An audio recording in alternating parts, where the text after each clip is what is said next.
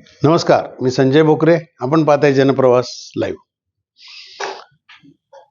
पुन्हा चर्चेनं जोर धरलेला आहे. एकनाथ शिंदेचा पक्ष विलीन होणार का शिवसेना भारतीय जनता पक्षामध्ये? आज दिल्लीतल्या ह्या चर्चा होत्या दिवसभर. कोर्टात आता चालू झालंय. शिवसेना चिन्ह कुणाचं, राष्ट्रवादीचं चिन्ह कुणाचं, त्यांनी आता नाही, शिवसेनेचं चिन्ह आता त्यांना परत मिळेल न मिळेल, पण हे सगळं कोर्टाचं ते तारीख पे तारीख हे होत राहीलच.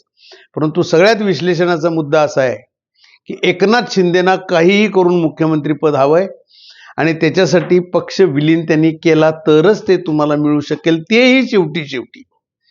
कारण देवाभाऊनी स्थानिक स्वराज्य संस्थांच्या ज्या निवडणुकीचे यश मिळवलं, म्हणजे भारतीय जनता पक्षाने त्यांनी जी मुत्सद्दीगिरी, तिथं कूटनीती सगळीकडे कसं वापरत गेले. राष्ट्रवादीचे किती आले, एकनाथ शिंदेचे किती आले, जरी काही असले तरी कुठं स्वतंत्र लढायचं कुठं लढायचं नाही, हे सगळे निर्णय देवाभाऊंचे होते.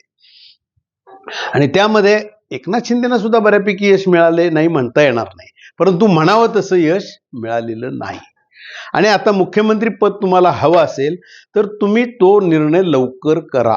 कारण एकनाथ शिंदेचे खासदार सुद्धा भाजपवासी व्हावेत आणि भाजपवासी झाले तर केंद्रातली भारतीय जनता पक्षाची खासदारांची स्ट्रेंथ वाढते.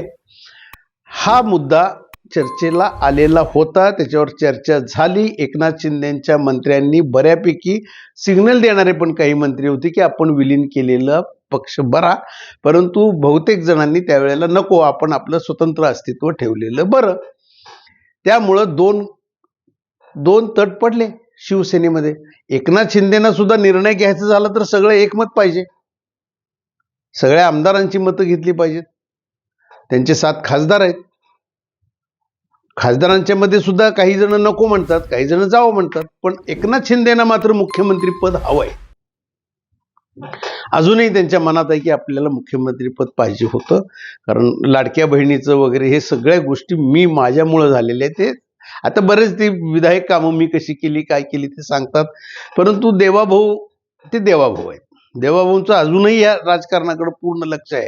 आता सगळ्यांना वाटतंय हा विषय संपलाय, अजिबात संपलेला नाही आहे. एकनाथ शिंदेना सुद्धा मनोमनी वाटते की आपला पक्ष आपण विलीन एकदा करून भाजपवासी होऊया. मराठा नेतृत्व भारतीय जनता पक्षाला हवंय महाराष्ट्रामध्ये आणि ती जागा आत्ता आपणच घेऊ शकतो भारतीय जनता पक्षाची पुढच्या दृष्टिकोनातनं. कारण देवाभाऊंना आज ना उद्या केंद्रात संधी मिळणार म्हणजे मिळणार. देवाभाऊ गेल्यानंतर महाराष्ट्रात भारतीय जनता पक्षाचा नेता कोण? आणि तोही मराठा असेल तर एकनाथ शिंदेच्या शिवाय पर्याय आहे का? पर्याय नाही, एकनाथ शिंदेच होऊ शकतात. त्यामुळं आता पुन्हा त्या चर्चा जोर का धरले तर एवढ्यासाठीच, कारण एकनाथ शिंदे हा मराठा नेता आहे आणि निवडणुका आता लगेच नाही आहेत कुठल्या. आता पुन्हा व्यवस्थित पक्ष बांधणी, पक्षाकडे लक्ष देणं आणि भारतीय जनता पक्ष स्वतंत्रपणे कशा निवडणुका सगळ्या लढवेल आणि निवडून येईल हे बघायला लागलेत केंद्रीय नेतृत्व. केंद्रीय नेतृत्वातले काही नेते, म्हणजे नड्डांनी तर आधी सांगितलेलंच होतं की विरोधी पक्षच आपल्याला ठेवायचा नाही आहे, परंतु तसं कधीही होणार नाही. उलट काँग्रेसनं चांगली मजल मारली ती आपण बघितलंय आणि त्यांच्या आता 100 खासदार आहेतच. आता म्हणजे राहुल गांधी सुद्धा आता आक्रमक आहेत. अशा वेळेला ते विरोधी पक्ष दिसणारच नाही वगैरे असं काही होणार नाही ते. परंतु राज्यातला विषय हा पुन्हा जोर धरलाय की एकनाथ शिंदे फक्त देवाभाऊ नक्की बघणार की हा कार्यकाळ त्यांच्या काळातला हा 5 वर्षाचा पूर्ण करावा आणि शेवटी पूर्ण करताना मुख्यमंत्रीपद जर का एकनाथ शिंदेना दिलं गेलं तरी देवाभाऊंचं काय आक्षेप असायचं कारण नाही, असं काही भारतीय जनता पक्षातले नेते म्हणतात. आणि पुढची निवडणूक हा मराठा नेता एकनाथ शिंदेच्या नेतृत्वाखाली व्हावी आणि तो भाजपचा असावा. अमित शहांच्याकडे पुन्हा हा जोर धरलेला विषय आजचा आहे. आणि तुम्ही जर का शेवटी पक्ष विलीन करतो म्हटला तर तेही आम्हाला नको आहे. अशा स्पष्ट सूचना एकनाथ शिंदेना दिल्या गेल्याच्या चर्चा परत जोर धरल्या. त्यामुळे हे सांगणं, ह्याच्यावर विश्लेषण करणं मला आत्ता योग्य वाटलं.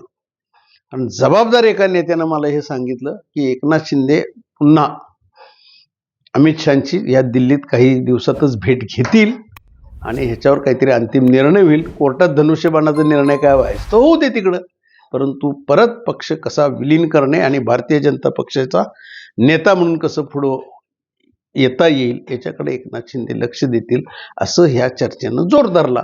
त्याच्यावरच आज हे विश्लेषण होतं. आज इथंच थांबू, पुढच्या भागात